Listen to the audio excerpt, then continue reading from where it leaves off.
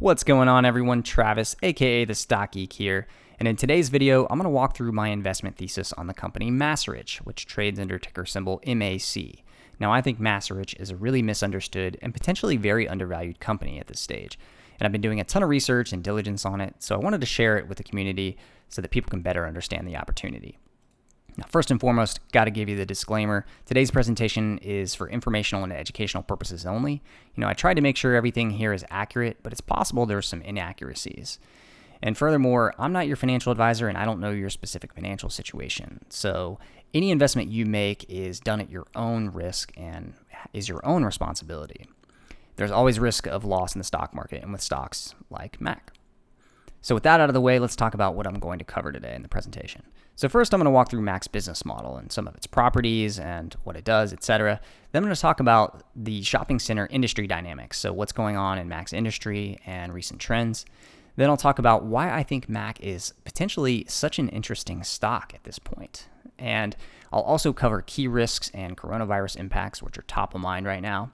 And I'll walk through some financials and investment scenarios so that everyone can get an idea of what the potential ranges for Mac stock might be in the years forward.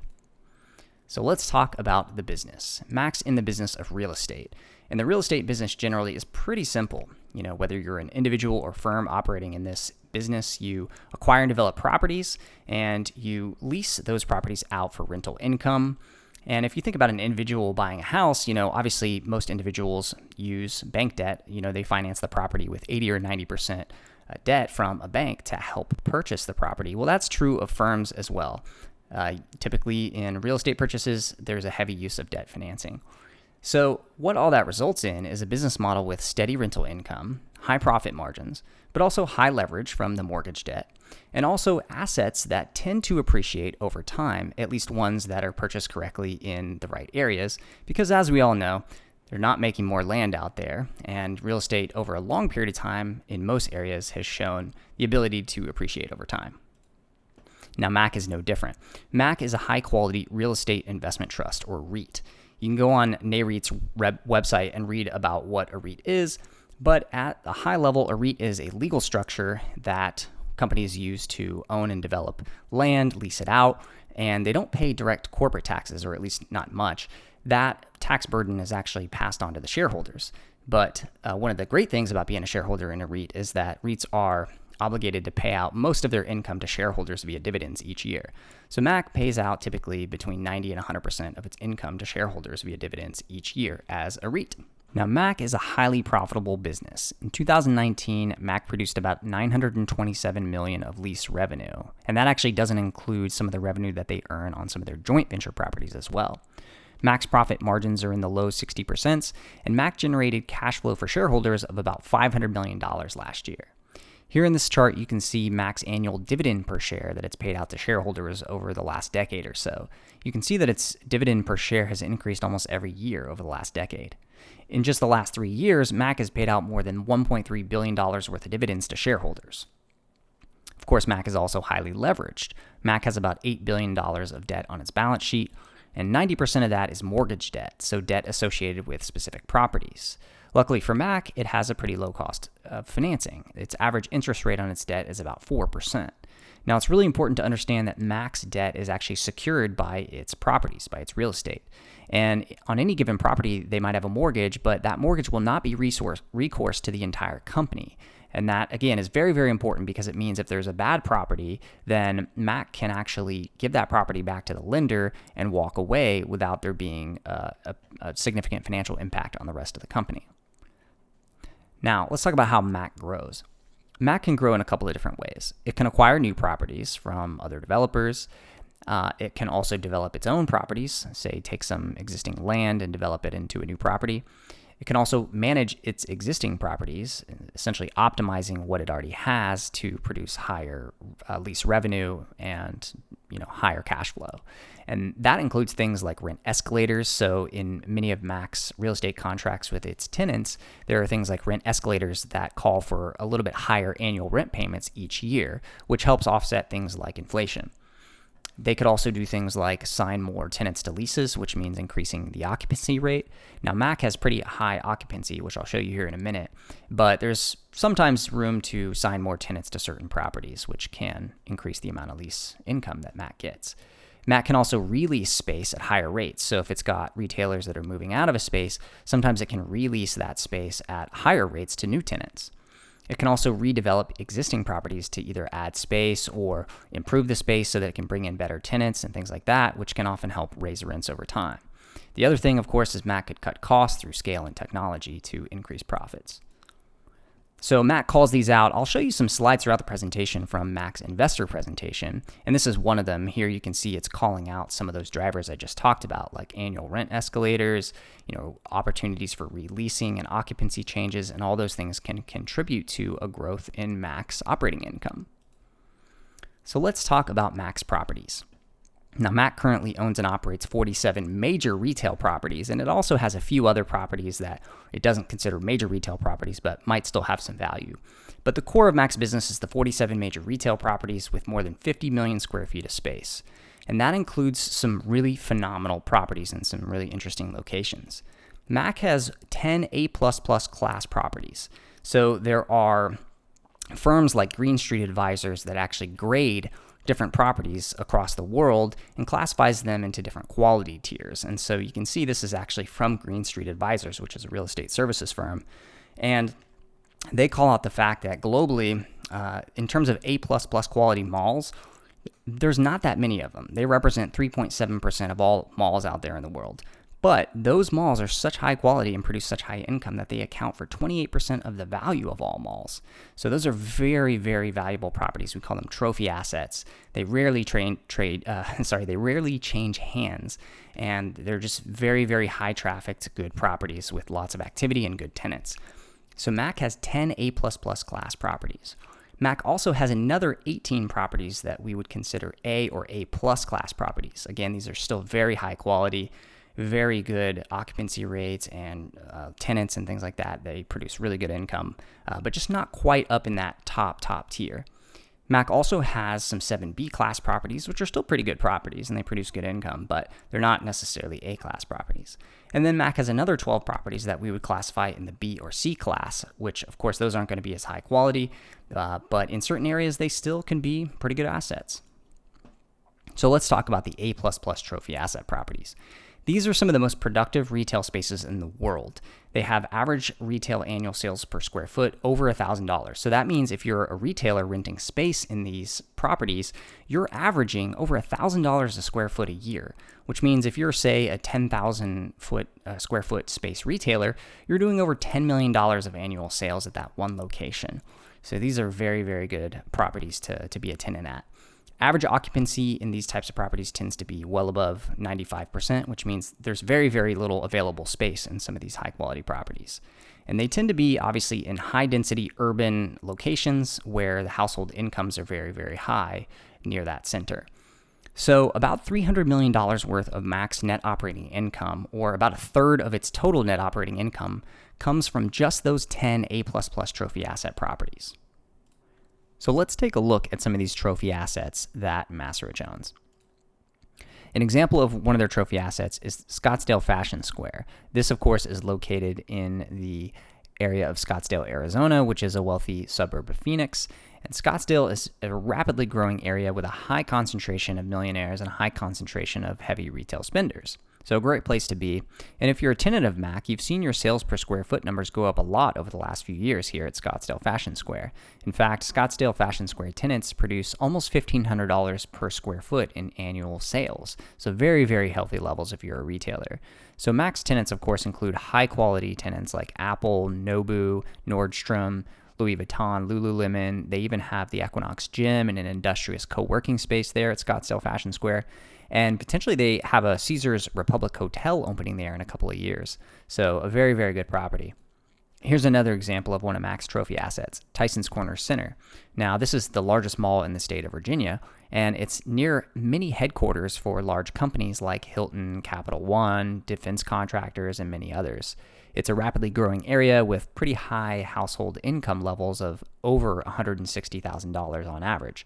So again, you have great tenants like Nordstrom, H&M, Tesla, Apple, Lululemon, and there's some other properties associated with Tyson's Corner Center that Mac owns as well, including an office tower and a hotel. So a great area of assets there for Mac.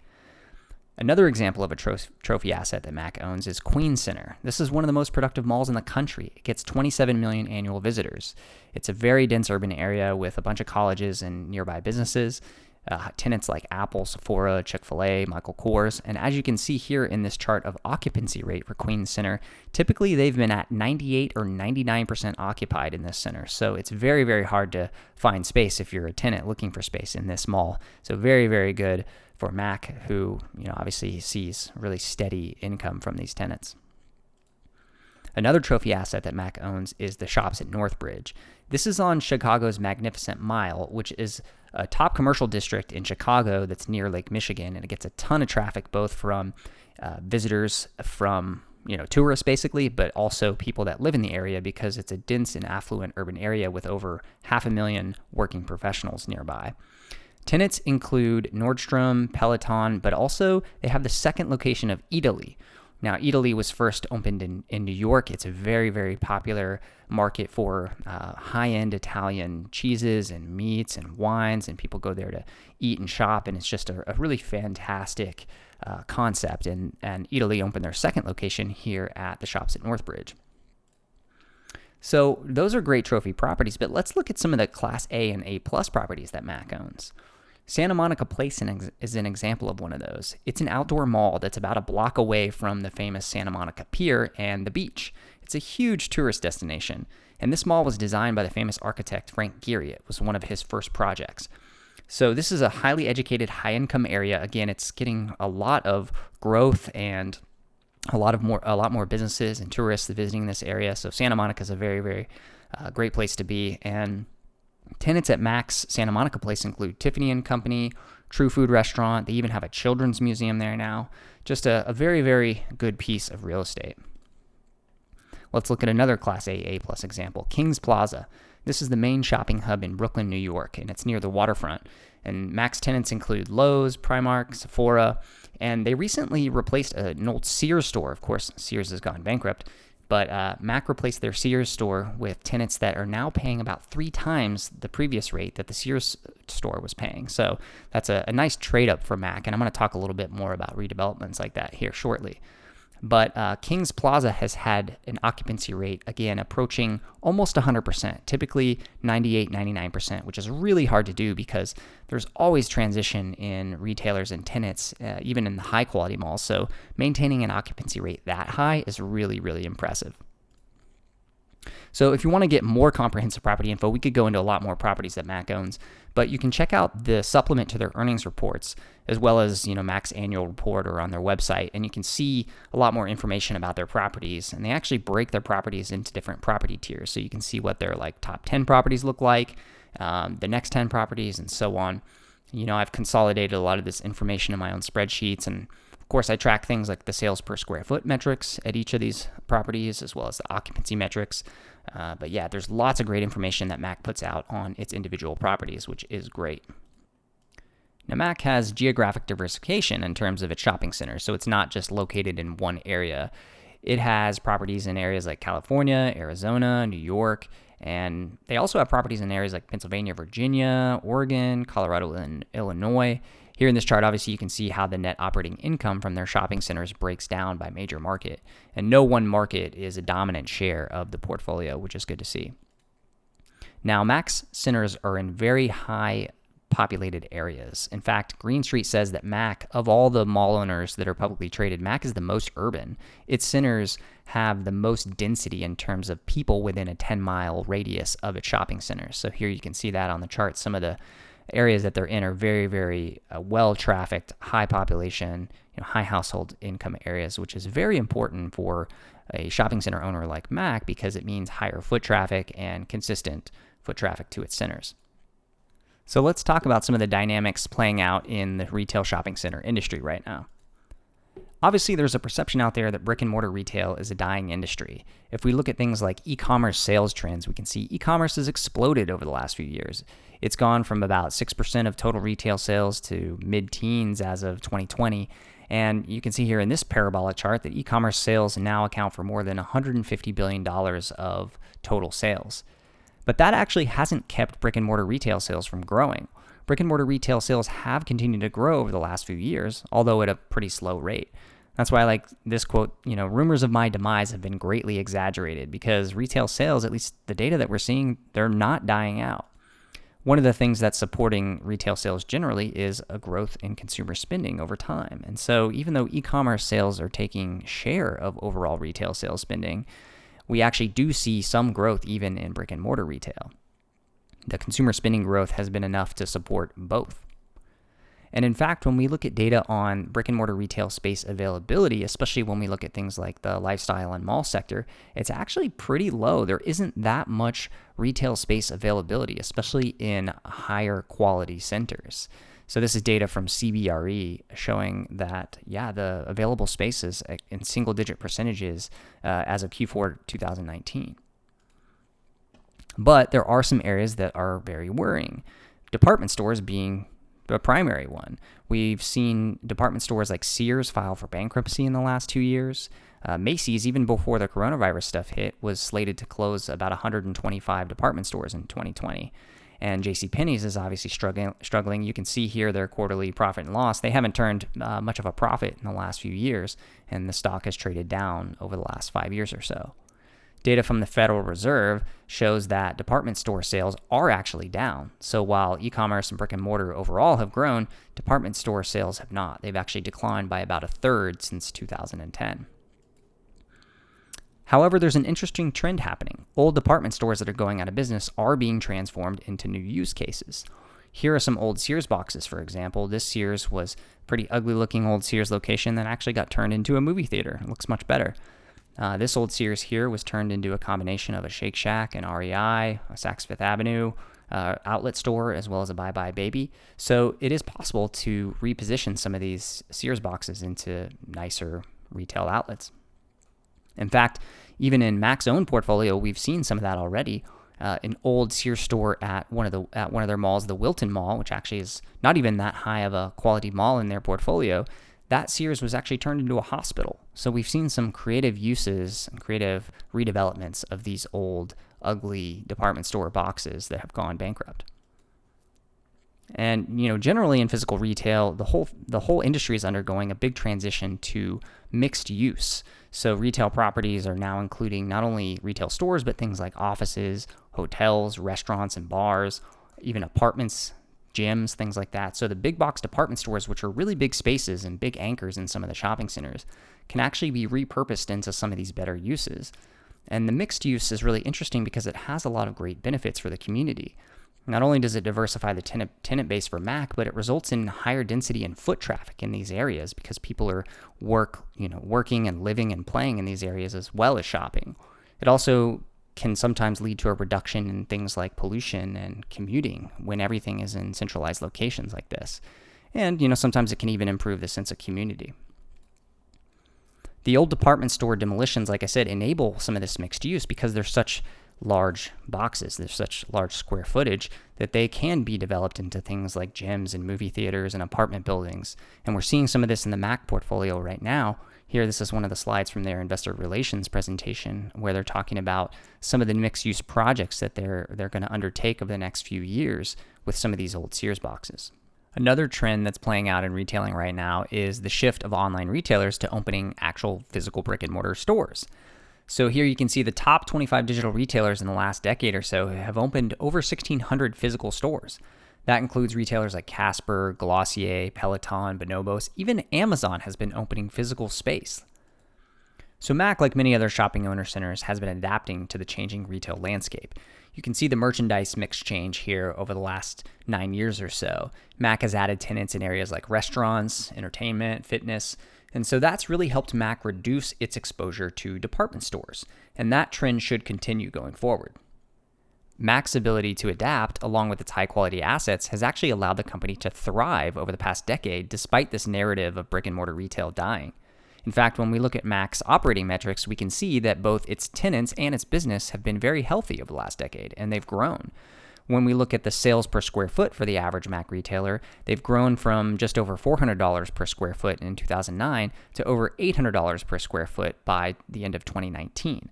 And that in turn has allowed Mac to charge higher rents to its tenants. Mac was charging about $40 per square foot in base rent in 2009, and now today that number is just over $61 per square foot. In addition to being able to charge really good rental rates, Mac has actually maintained high occupancy at its shopping centers as well. So in the last 5 years, Mac has been able to maintain over 95% occupancy across its centers. Obviously, we've seen some centers that are even higher than that, but it's good to see this really, really healthy mid-90s% occupancy rate across the portfolio. Redeveloping properties is another way that Mac has stayed relevant and successful. So an example of a project that they've redeveloped recently was the One Westside property that they owned in Los Angeles. So this was an old shopping mall that was no longer operating, and instead of turning it into a new shopping center, Mac actually partnered with Hudson Pacific to turn this into office space, which is in high demand right now in LA. Along came Google, and Google actually leased up the entire office space on this property at a 14-year lease term, more than 500,000 square feet. So great to have Google as a tenant and a great creative use of property for Mac. We talked about Tyson's Corner earlier. Obviously, Mac developed that into a great mixed-use retail property. But on that property, they also developed an office tower as well as a hotel space. Another property that Mac just redeveloped in the last year is Fashion District Philadelphia. They partnered with Pennsylvania REIT to redevelop this property, which is in the second largest East Coast city of Philadelphia. It's very close to mass transit and gets a lot of visitors and commuters moving through this area. And so they were able to add a lot of really great tenants like the Industrious co-working space, Armani, Ulta, Nike, H&M, and they expect by the end of 2020 that this project would actually reach really good occupancy levels above 90-95%. So it looks like it will be a success.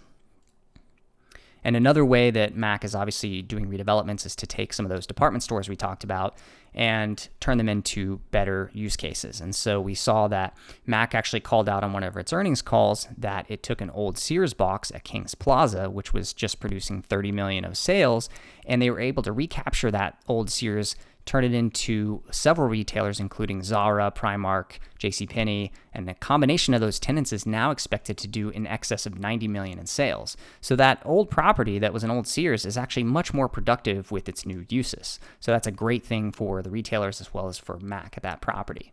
They call it another example of the Barney's department store, which was a high-end department store that went bankrupt in the last couple of years. And there was a vacant Barney's at the Scottsdale Fashion Square property. And Mac replaced that with a flagship Apple store as well as a co-working space. And they call out that that co-working space opened at 70% occupied, and by the end of the year was already 95% occupied and already raising rents for their co-working tenants. So these appear to be very, very good positive redevelopment opportunities for these Sears boxes. Here you can see a list of some of the upcoming redevelopment projects on the old Sears stores that Mac has at some of its properties.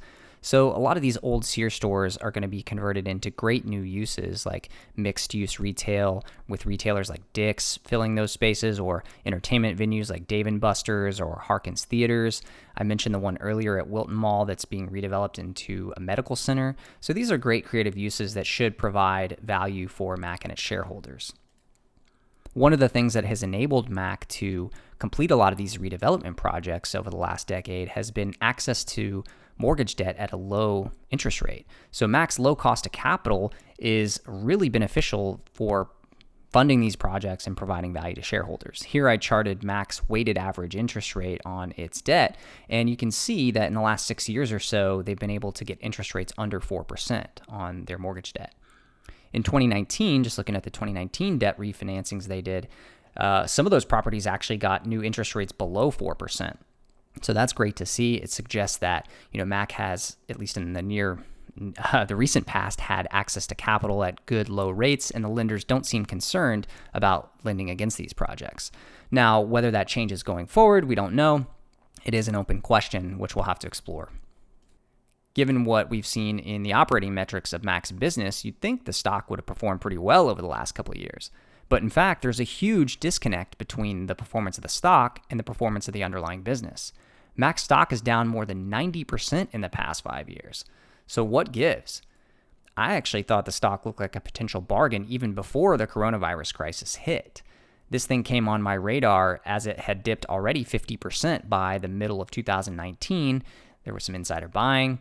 And you can see here, the red line is the stock price and the blue line is the valuation multiple. The valuation multiple here is actually the price to AFFO multiple. And that multiple, even though the performance of the business has held up because the stock price declined, the valuation declined severely in 2018 and 2019. So the price to AFFO ratio, even before coronavirus hit, was at a single-digit multiple. Now, usually with a high-quality REIT like Mac, they're going to trade at a price to AFFO ratio that is in the range of 15 to 20x in normal types of environments. AFFO, by the way, is short for adjusted funds from operations. And this sort of reflects annual cash flow available to pay out to shareholders. We'll talk about that more here in a few minutes. Now, Mac was also trading at a deep discount to its peers. Mac has several publicly traded mall REIT peers in Simon Property Group, ticker symbol SPG, and Taubman Centers, ticker symbol TCO. Here I charted the dividend yields of Mac versus TCO versus Simon. Dividend yield is another metric that can be used to look at the valuations of REITs because REITs pay out most of their cash flow as dividends. Now, we can calculate dividend yield two ways. We can calculate it as total dividends divided by the market cap of the company, or we can calculate dividend yield as the dividend per share divided by the share price. So I call this the per share method, and I'll use that going forward here. But either one you use should get you to the same answer. But here I've charted the dividend yield of Mac versus TCO versus SPG from January 2016 through the end of 2019. And you can see here that Mac used to trade pretty much in lockstep with its peers as they're very similar companies. And for some reason, in the middle of 2018, Mac began to dislocate from its peers in terms of dividend yield. Now, dividend yield, you want actually to have, if you're a shareholder, you want dividend yield to remain low because it means the valuation of the company is high. So a higher dividend yield rate indicates a lower valuation being given by the market. So if you held the same dividend level equal, a higher dividend yield essentially means that the price of the stock is going down. So you can see here with Mac's dividend yield exploding from the middle of 2018 through the end of 2019, it looked very different than its peers. There's a wide gap. Now, Taubman, TCO, was also starting to dislocate a little bit, but not nearly as bad as Mac. So here you see Simon was still maintaining that 4 to 5% dividend yield level, while Mac and TCO were rising dramatically over the last year. And that's despite stable financial results at Mac. When we look at AFFO again, adjusted funds from operations from 2012 through 2019, you can see that it varied a little bit, but it pretty much always remained right around the 500 million range or so.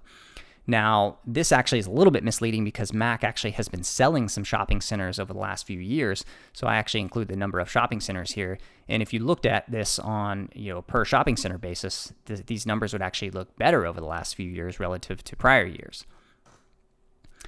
Using this slide from Mac's own investor presentation, you can see that Mac has actually grown net operating income when you look at it on a same center basis. So if we just look at the centers that Mac still owns today that it owned, say, 5 or 10 years ago, those centers have grown their net operating income. Mac actually calls this out and then shows that they believe their same center NOI growth has been higher than its peers. Mac has also had company insiders buying stock with their own money aggressively over the past year and a half. That's another thing that had put this on my radar. In 2019, Mac's CEO, CFO, and other directors purchased $4.5 million worth of Mac stock with their own money. And they started purchasing in the 40s and purchased in the 30s and high 20s. And Mac insiders have continued buying in 2020. They purchased just in the first 3 months of the year $2.8 million worth of Mac stock. And they were buying in the 20s and the teens, and now here in the single digits. Pretty significant purchases for these insiders. Interestingly enough, Mac's largest peer, Simon Property Group, announced that they were going to acquire 80% of Mac's other peer, Taubman, TCO, in February of 2020.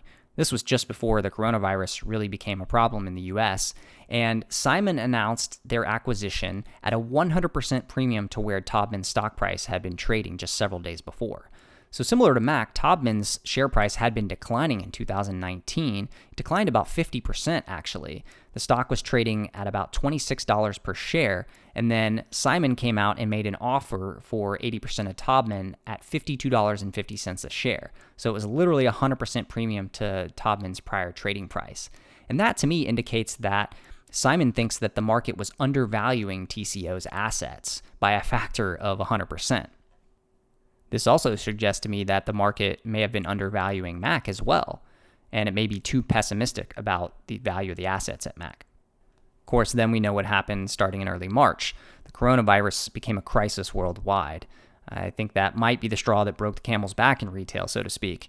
We've seen some really ugly headlines in the last month. We've seen retailers like Macy's and Gap furlough most of their workers. We've even seen some tenants like Cheesecake Factory tell their landlords that they won't even pay rent come April 1st. And with most malls being closed during these shelter-in-place quarantines, that has resulted in retail foot traffic being down basically 100% in many areas.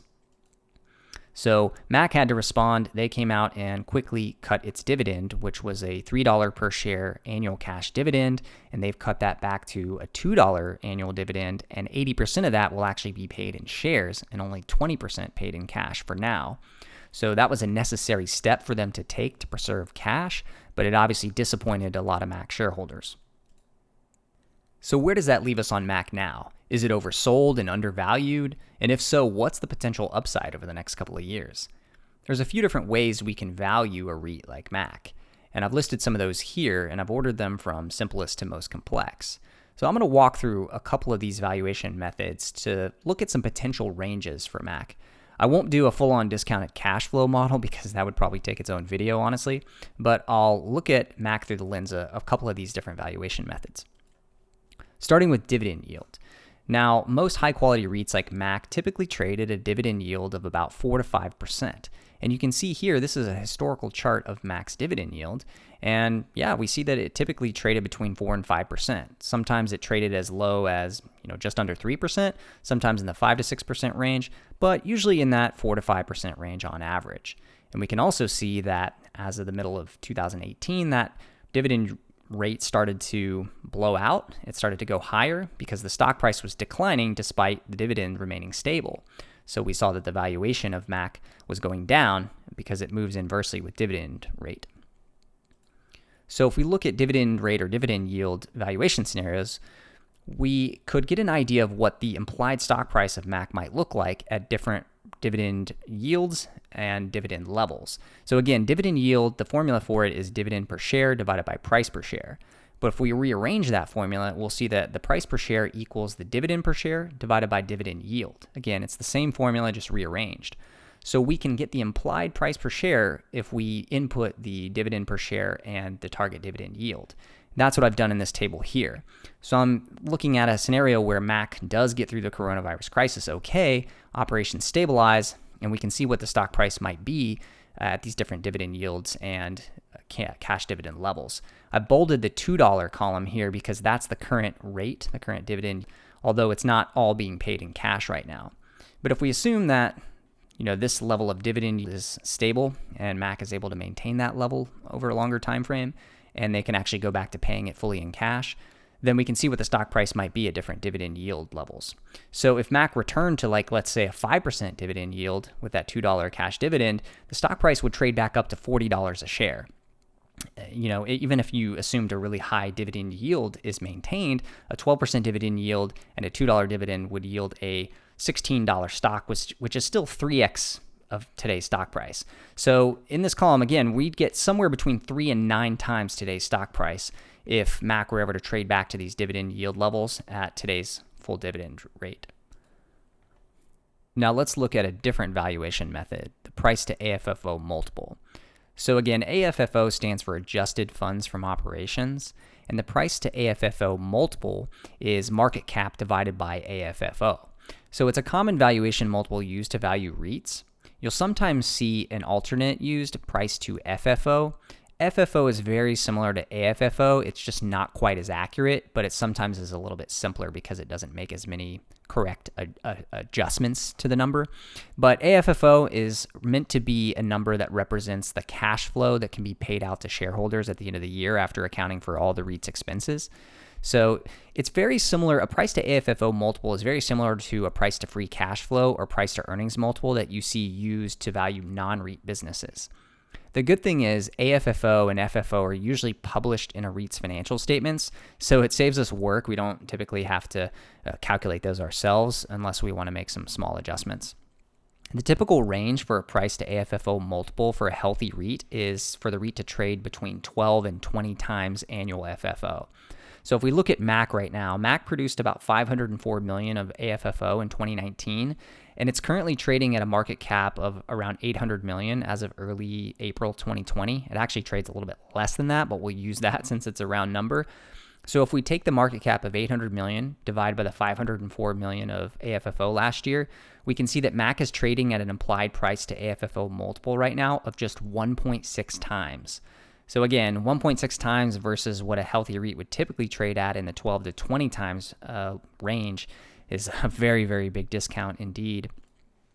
So in the price to AFFO valuation approach, we can estimate what we think the annual adjusted funds from operation will be for Mac, multiply that by what we think the AFFO multiple should be, and that'll give us an implied market cap. If we divide that market cap by the number of shares outstanding, that'll give us the stock price. So let's play that what if game again. I have a table here showing the implied stock price for Mac at different levels of annual AFFO as well as different AFFO multiples. So last year, Mac produced just around $500 million of AFFO. If it were to trade at, let's say, 12 times AFFO, and it could produce that same amount of AFFO in the years going forward, Mac would be a $40 stock, again, against about a $5 stock today. Of course, that may not be realistic, so we can look at other assumptions. If AFFO were to drop to 100 million or 300 million and even get, a lowish multiple like 4 or 8 times, we can see what that would imply for stock price. But even if AFFO dropped by 40% and only an 8 times AFFO multiple was applied, Mac could potentially be a $15 stock at some point, and that's 3x today's price. We could also look at recent acquisitions of other high-quality shopping REITs to suggest what Mac might be worth to an acquirer like Simon Property Group or a private equity firm. The most recent comparable transaction we have in the industry is, of course, Simon's bid to acquire 80% of Taubman Centers in February 2020 for $3.6 billion. That $3.6 billion represents a valuation of a 6.2% cap rate on Taubman's aggregate real estate portfolio. Will this acquisition actually close? We don't know, given all the uncertainties in the current environment, but let's just assume for now that it does. Is this really relevant to Mac? Well, it turns out that Mac and Taubman are actually quite similar assets. In fact, they both jointly own a property together, the Country Club Plaza, which is the top shopping center in Kansas City, which they both own 50% of. And Green Street Advisor shows us here that both Taubman and Mac have a high concentration of their asset value in top US 50 urban markets. In fact, they're the top 2 highest concentrated in terms of top markets, and that's very good. It means they both own high-quality assets with good traffic and high household income. Over here, you can see that Taubman owns 24 centers, and their average rent per square foot that they charge their tenants was $62 per square foot annually last year. Now, that number for Mac was about $61, so very similar levels. And Taubman has about 94% occupancy as of the end of 2019. And again, if we remember back to Mac's numbers, that was about 95% for Mac. So very similar levels. So let's talk cap rates. Cap rate is short for capitalization rate. And cap rates are used to compare and value real estate portfolios by real estate investors. That formula for cap rate is net operating income, or NOI, divided by the purchase price of a property, or sometimes the market value of a property. And I know I've been throwing different metrics at you, AFFO, FFO, and now NOI, but NOI is basically meant to capture property level cash flow before considering financing costs. It's a way to compare property valuations without having to worry about how the properties are financed.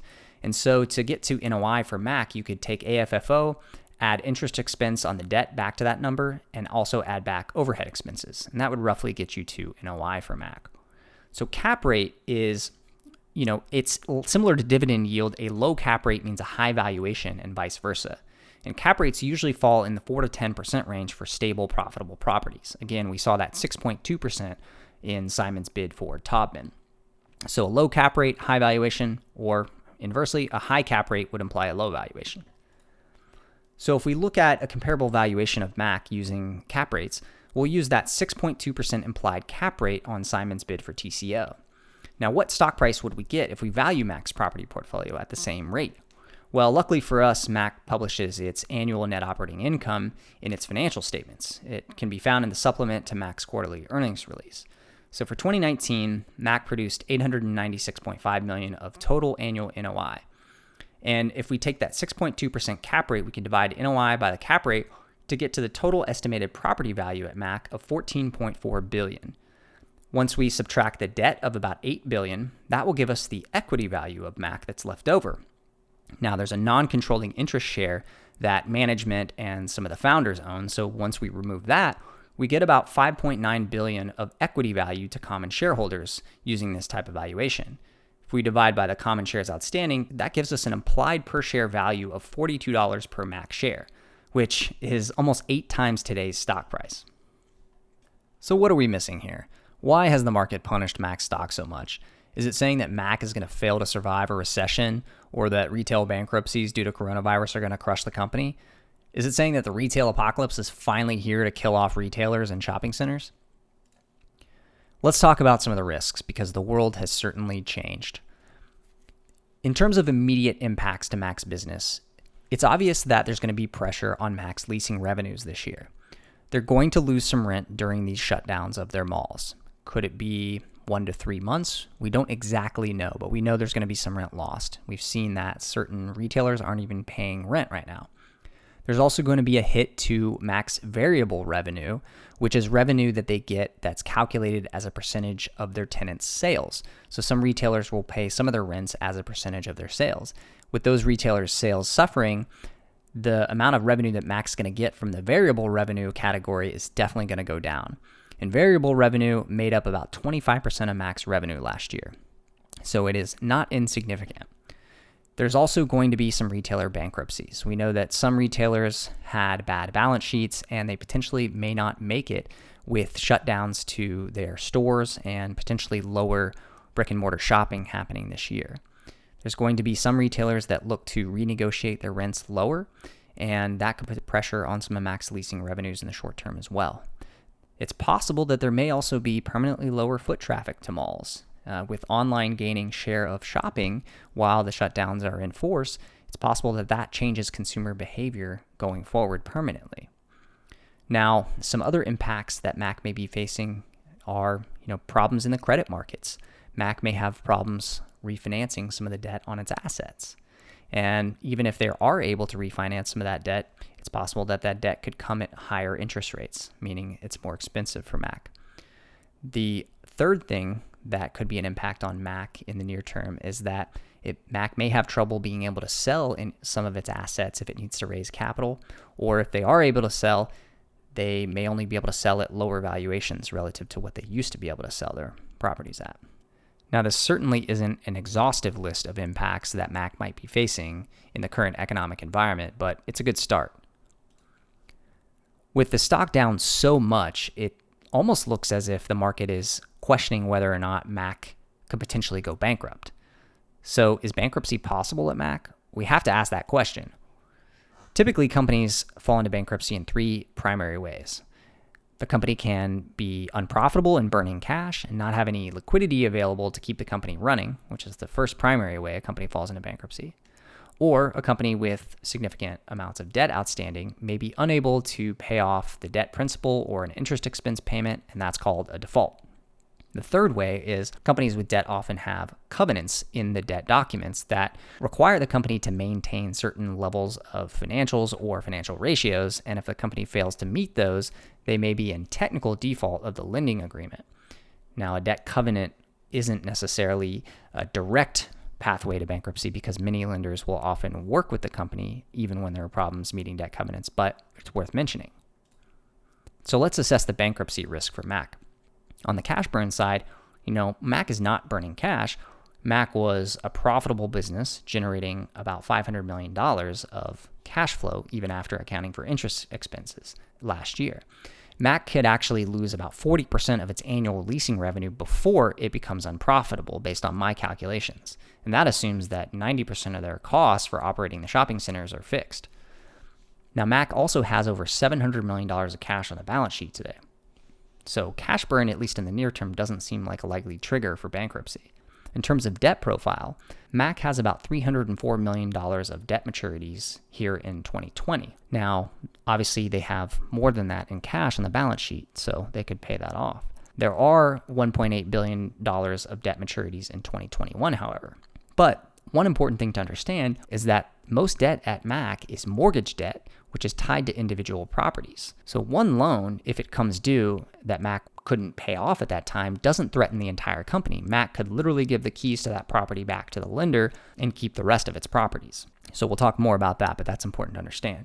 Now, on the debt covenant side, Mac does, besides the mortgage debt that it has, it does have a credit facility. And that credit facility does have financial covenants. And these covenants are potentially at risk of being violated, based on my calculations, by the end of the year. So while I don't think that there's going to be a cash burn or debt maturity problem that pushes Mac into bankruptcy in 2020, we do need to look at these debt covenants a little closer. So Mac's credit facility defines some financial covenants that it must maintain, and you can see those here. It requires looking at the definitions of some of these terms to be able to calculate these covenants. For instance, gross asset value is defined in the credit facility as trailing 12-month NOI for Mac divided by a fixed 6% cap rate. Add to that value the cash, receivables, and land value on Mac's balance sheet. And you can use gross asset value to calculate net worth, which is defined as gross asset value minus total liabilities. And Mac must maintain a minimum net worth above $5.5 billion. Another covenant in here is the fixed charge coverage ratio, which is defined as EBITDA divided by interest expense. EBITDA is fairly similar to NOI because it's a proxy metric for cash flow that adds back interest expense and non-cash expenses like depreciation. So fixed charge coverage ratio is in there. It has to be above 1.5. There's some other ratios as well that use liabilities and gross asset value and secured debt indebtedness as well. But the one that I'm thinking could be a problem first is the minimum net worth covenant. And I'll show you my calculations here in a minute on that. But I do estimate annual revenue only needs to fall about 10% to have an issue with that covenant. So here's a couple of those covenants. The fixed charge coverage ratio, remember it needs to stay above 1.5. So I took the 2019 numbers and then looked at how bad would revenue have to fall to hit the fixed charge coverage ratio. I obviously have to make some assumptions about things like interest expense and how much of fixed costs are, or how much of costs are fixed versus variable for Mac. But I get to roughly a 27% revenue decline before I think fixed charge coverage ratio will be a problem. Over here for the minimum net worth, however, I calculate that the implied revenue decline may have to be as small as 10% for Mac, or roughly 10%, to have a problem with the minimum net worth covenant. So again, if we think about covenants as bankruptcy risk, covenants tend to be the least likely path to bankruptcy because most lenders will work with borrowers who are violating covenants, especially if it's the first time a covenant has been violated. And especially in times like this, when the Federal Reserve has called on banks and actually eased those banks' capital and leverage requirements to encourage them to lend and work with their borrowers, it seems like it's a time when we will see covenant relief for many companies. The other thing is that Mac has a lower quality REIT peer, Pennsylvania REIT, that has already received covenant relief in the past couple of weeks. So we do have precedent here for that happening in the industry. Now, if we look at Mac's debt maturity profile, again, they have the $304 million coming due here in 2020. The credit facility actually comes due in the middle of 2021, and there's some other property debt coming due in 2021 as well. But if we look at the actual assets underlying some of these debt maturities over the next 2 years, there are no top-tier assets within Mac's portfolio that have debt maturities until 2022. So theoretically, Mac could let some of these properties go and it wouldn't be losing a massive chunk of its NOI, for instance. It may be having to let go some lower quality properties if it chooses to do so. But really, this credit facility is one that's going to need to get refinanced or somehow taken care of through cash flow or some kind of capital raise.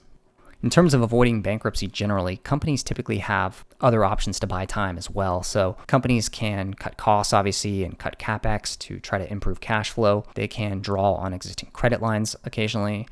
They can sell other non-core assets for cash. They could raise equity or new debt capital from new investors.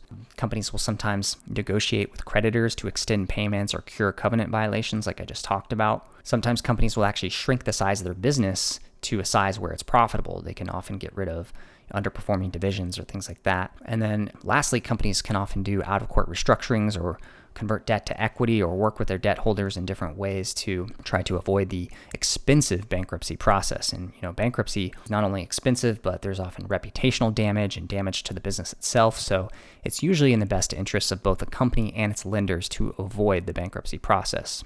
Now, we're already seeing Mac taking action to boost its liquidity. The company drew down some more of its revolving credit line, and that has allowed, again, the cash on Mac's balance sheet to be above $700 million right now.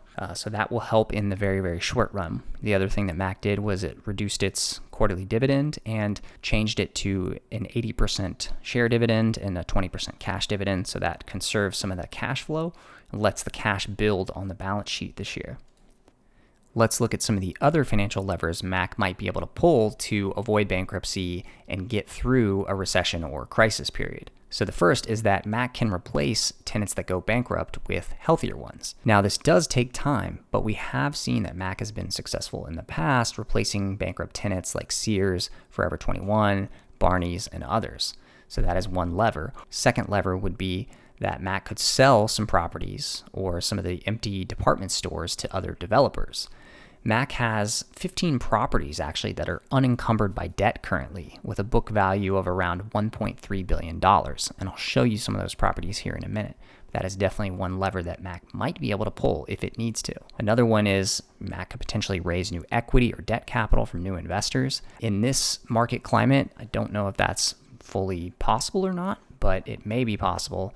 I would, as a shareholder, not like to see Mac raise equity capital at low share prices, but if it becomes a measure of last resort, it may be needed. Another lever that Mac could pull is to negotiate with its creditors to extend maturities or cure covenant violations. And again, I think this is likely to happen sometime this year. So the fifth lever is that Mac could shrink the business to a size where it's profitable. And the way that Mac would do this is, as I've said before, to sell or let go of underperforming properties.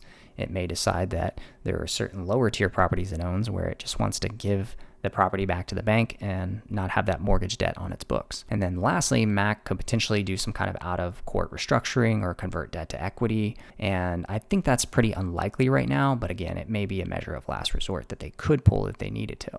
So let's talk about some of those assets that I mentioned with Mac where they have no mortgage debt attached to them. You can see a list of some of those here. I do think actually there is another property, Biltmore Fashion Park, which is a Class A property that Mac owns, which is not in this list. And I need to confirm, but I believe it is also unencumbered by mortgage debt. So according to Mac, from one of their conference calls, they mentioned that about 15 to 20% of their total net operating income is actually unencumbered by mortgage debt. So that would be this list of properties. And again, they had a current book value of about $1.3 billion as of the end of 2019. Now, I don't know what the market value of these properties looks like today exactly, but I could imagine that even at a deep discount, if you had to sell some of these properties, you could raise hundreds of millions of dollars to cover any near-term debt maturities or to cover some of the credit facility or something like that.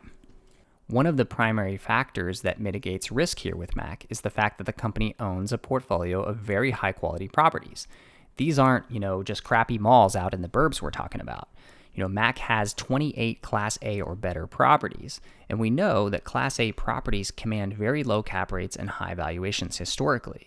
This data from CBRE shows different classes of properties, and if we look under retail, we can see that high street retail, which are properties that meet the Class A standard of urban, high foot traffic, good tenant properties, last year at the end of 2019 commanded cap rates of about 4.8% for Class A. We know that Class A++ properties, the truly trophy properties, rarely ever trade hands, and when they have historically, they've been done at cap rates as low as 3.5% or 4%. So I think the value of Mac's top 20 properties alone likely cover more than all of the company's total debt, and then some. And that brings us to some scenario analysis. So it turns out that we can get a pretty detailed valuation on a cap rate basis by applying different cap rates to different tiers of Mac's properties. Luckily for us, in Mac's supplement to its earnings results, which you can find on its website or in its financial statements, they provide us with pretty detailed information on its properties. They actually group its properties into 5 quality tiers. I'm showing the top 2 here, and they provide us different metrics as well as the percentage of the estimated NOI that each group of properties produces. So here you can see Mac's top 10 properties, for instance, produce almost a third of the company's total NOI, and the next 10 properties produce another 26%. So just in the top 20 properties alone, it's almost 60% of the company's NOI. And we can actually take these properties and apply different cap rates. And I've done that here. I did this in 2019, before the coronavirus crisis. I took the company's 2019 NOI and I actually estimated what the NOI was by each property tier, and I applied a different cap rate to each tier. Obviously, the top tier is going to receive the lowest cap rates, and the lower tiers are going to receive a high cap rate. That allows me to get an estimated property value for each tier.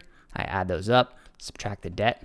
I even penalize the company for some overhead expenses, which you may or may not agree with, but I do it to be conservative, and that gives me an equity value. And I was getting to a share price of about $40 a share based on, what I knew about cap rates and the NOI at the time. Now, the world has changed, so we can update this valuation. And, I don't like to look at 2020 numbers right now because I think it's going to be an extraordinary year with these shutdowns. But even if we look out to 2021 and we assume NOI is still down about 20% from where it was in 2019, we can again do the same exercise and value each property tier. I even use higher cap rates for each tier. And that gives me my estimated values of the properties, subtract the debt, and I'm getting, a share price in the high teens or low 20s in my base case. Just looking at the estimated value of the tier 1 and tier 2 properties, even using the lower 2021 numbers, I'm getting a value of over $8 billion for just the top 20 properties. So again, we can use different scenarios here, bear, base, and bull cases, for instance, and I have a scenario toggle to look at those. But yeah, I think it's instructive to actually break this down a little further and do the analysis like this to really understand how the high quality properties here create massive value at Macerich. If we want to look beyond simplistic net asset value valuations using cap rates, we can use a more cash flow based approach to value the company and look at different trough and recovery scenarios for Mac. Again, my default assumption here is that Mac is going to survive the crisis period. It is going to take a big hit this year and then maybe some slow recovery beyond that, and not even returning to the levels that we saw in 2019. For 2020, I assume that there will be a 30% leasing revenue decline for Mac, and that's based on a couple of different factors. I think there could be up to 8 weeks of 50% rent loss, and that would create a 8% headwind to revenue versus the prior year. I think that Mac could potentially lose up to 50% of its variable rent, which is rent based on its retailer sales. That creates a 12-point headwind versus last year. And then, of course, I think there will be some impact from retailers that move into bankruptcy, retailers that need to restructure, such as AMC perhaps, and then some impacts from renegotiating rents lower with some of its tenants. So that results in a revenue decline of about 30% in 2020, and hopefully Mac will be able to offset that with some operating expense declines of about 15%, I assume. And then that gives us the estimated numbers for EBITDA and also FFO and AFFO. So we could see a decline here from $500 million in AFFO last year to perhaps as low as between $100 and $200 million of AFFO in 2020. Now that means that AFFO per share could be, even less than $1 per share for 2020, and depending on the multiple you apply, you can get, certain stock prices on that. Of course, I do think, most of us investors tend to look forward and not just at the near term. So we also want to look at scenarios out in 2021, 2022, and perhaps 2023 as the economy hopefully recovers from this crisis period. And so I do think Mac will be able to recover some revenue in 2021 just based on the fact that, it's not going to have 8 weeks of being shut down and losing some of that rent. The other thing is that hopefully there will be some positive impacts from things like redevelopment and potentially even some releasing of some empty space. So again, the recovery has a couple of different factors, including that no rent loss period, and then also eventually a gain back in that variable rent component, which hopefully Mac will see as its retailers also recover alongside it. So if we look out to, let's say, 2022, we might see Mac producing up to $300 million of AFFO again. And if we put a reasonable, very reasonable, historically low 12x multiple on that, we could see Mac stock recovering to the mid-20s, which again could be 4 to 5x today's stock price. Now, your inputs and estimates may differ from mine, but that's the beauty of having a model like the one here that I've used to create these scenarios. And I, again, of course, like to create scenario toggles so I can look at bear cases or even upside cases where perhaps Mac could even return to a $30 or $40 stock in a couple of years. And so I have different inputs for the severity of the declines and how quickly things will recover from Mac. So again, your mileage may vary as far as what you believe will happen. I've tried to capture the most likely near-term impacts. The longer-term recoveries are a little bit harder to know with any certainty. But I do think that we have to reflect what is likely to happen.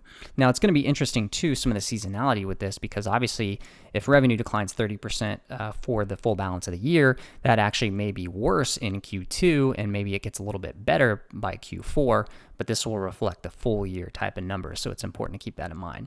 That's also true on the covenant side as well. It's important to note that on those covenants that I was talking about earlier, a lot of the calculations are based on trailing 12-month numbers. So Mac may not actually see a covenant issue until like Q3 or Q4, which would be a much better time to actually deal with the lenders on the covenant issues than Q2 per se. So hopefully by then things will look a little bit better worldwide. So it's good to keep those types of things in mind. Now, obviously, this isn't the most detailed or complex model I could create to model out the different scenarios here at Mac, but I think it's a good first effort at trying to understand what the upside opportunities may look like once we get through the crisis period and we reach the light at the end of the tunnel. Now, there's a lot of unknowns and uncertainties about the future. It's almost certain that my numbers won't be exactly correct. But again, it's my best effort right now at trying to understand how the impacts will play out in the financials. And certainly I think it's helpful to understand, again, what that potential stock price could look like in a couple of years, rather than just painting this with a broad brush and right now, being pessimistic and saying, oh, all retail and all malls are dead. We've seen, like I showed before, some of the redevelopment opportunities and some of the quality of some of the individual properties that really makes this an interesting stock idea. It also gives me some comfort that, Mac is led by an experienced management team with over 25 years of average experience in the retail real estate industry. The management team owns about 2% of the company and has some other long-term incentives, so they are fairly well aligned with shareholders. So in conclusion, I think Mac really is an interesting risk reward. Obviously there is risk here and, who knows exactly what the future is going to look like. But my personal belief is that Mac can survive the crisis period and potentially be worth multiples of the current stock price. So if you have questions, you can always find me on Twitter or in the comments. Hopefully this was useful. Take care, everyone.